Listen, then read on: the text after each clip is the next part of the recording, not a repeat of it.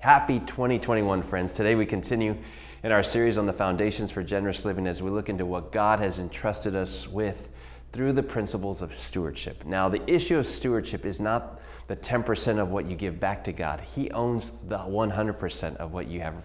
Remember, but just as concerned about how you use the other 90% when it comes to what you do with your life, your abilities, your money and possessions, as He is about the part that you give back to Him too.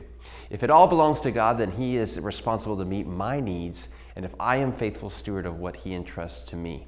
Now, Luke 6, 1 through 13, Jesus told a story to His disciples, and it says this: There was a certain rich man who had managed handling his affairs. One day a report came that the manager was wasting his employer's money. So the employer called him in and said, "What's this I hear about you? Get your report in order because you are going to be fired." The manager thought to himself, "Now what? My boss has fired me? I don't have the strength to dig ditches and I'm too proud to beg. Oh, I know how to ensure that I have plenty of friends who will give me a home when I am fired." So he invited each person he owed money to his employer to come and discuss the situation. He asked the first one, "How much do you owe me?"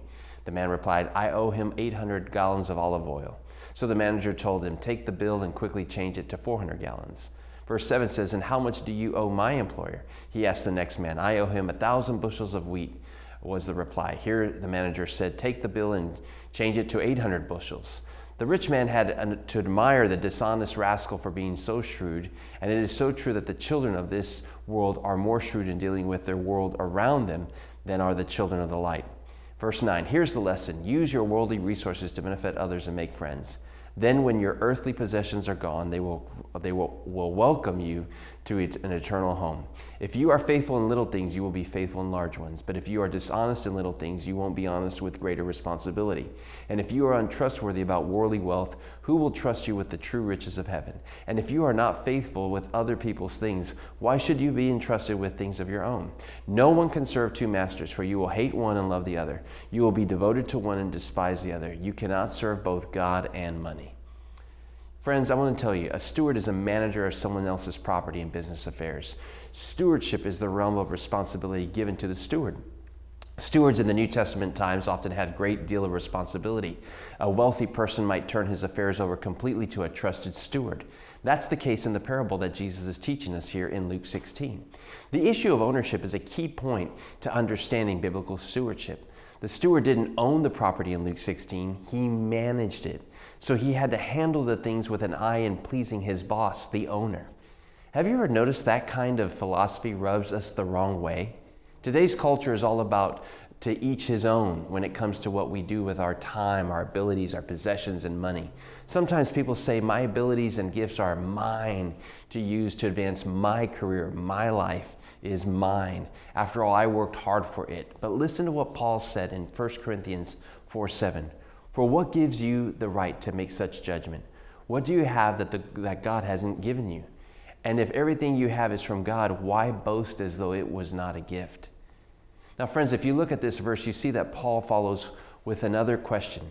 If everywhere we have, even the next breath we draw is a gift from God, what right do we have to brag about anything? The truth is we have nothing to boast about because it's not about me and my desires. It's about Him and what He desires from me because He is the boss and the owner of my life. So here is Luke 16.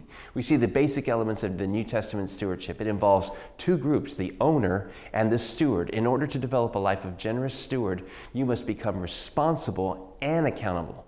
Jesus was talking about how to manage the owner's property well, which meant paying the bills, seeing the work get done, and making the owner a profit.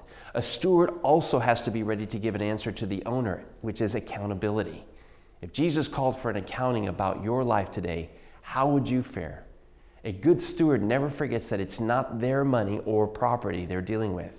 It belongs to another. On Tuesday, January 19th, we'll conclude our message on stewardship, the foundation for living a generous life. I want to say, may God bless you this year and choose to live a life of generosity and being a steward of the things that belong to Him and not you. Have a great day. Love you.